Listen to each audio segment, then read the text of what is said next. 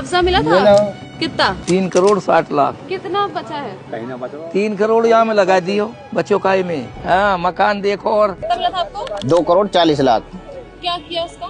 जमीन ले लिया, मकान बना दिया, 1-2 ब्याह शादी कर दी, पैसा खत्म। મિત્રો આ લોકોએ 3 કરોડ રૂપિયા વાપરી નાખ્યા। એક આદમી તેના જીવનમાં આટલી અમાઉન્ટ સેવ પણ નથી કરી શકતો। જો આ પૈસા કોઈ રોકેટ સાયન્સ નહીં, બેઝિક રીતે રોકાણ કર્યું હોય તો આ રૂપિયા ક્યારેય પણ પૂરા ન થાય। ફોર એક્ઝામ્પલ 3 કરોડ રૂપિયામાંથી 1 કરોડની જમીન અને ઘર લઈ લીધું હોય અને બાકીના 2 કરોડમાંથી 1 કરોડની એફડી કરાવી દીધી હોય તો દર મહિને 58,000 રૂપિયા આવવા લાગે અને બાકીના 1 કરોડ લાર્જ કેપ મ્યુચ્યુઅલ ફંડમાં રોક્યા હોય તો અત્યારે તેની વેલ્યુ 2,56,00,000 રૂપિયા હોય। અને જો આ 2,56,00,000 રૂપિયાની SWP કરાવી દે તો દર મહિને 2.5 લાખ રૂપિયાની ભાડાની આવક દર મહિને તેના બેંકમાં આવવા લાગે। એટલા માટે કોઈ પણ રોકાણ રજિસ્ટર્ડ ફાઇનાન્શિયલ એડવાઇઝરની સલાહ લઈને કરો, નહીં કે સોશિયલ મીડિયા ટિપ્સ અથવા તો ડાયરેક્ટ રોકાણ કરી લોકો સ્કેમમાં ફસાઈ જાય છે અને લોંગ ટાઈમ માટે રોકાણ કરી શકતા નથી।